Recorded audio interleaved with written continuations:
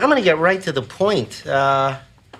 It's come to my attention that you and the cleaning woman have engaged in sexual intercourse on the desk in your office. Is that correct?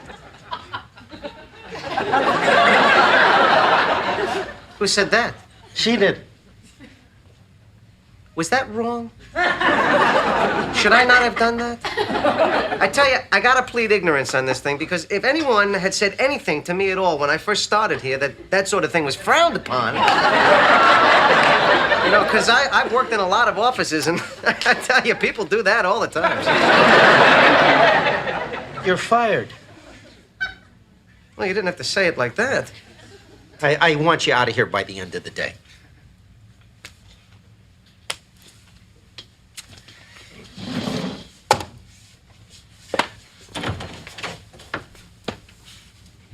What about the whole Christmas spirit thing? Any flexibility there?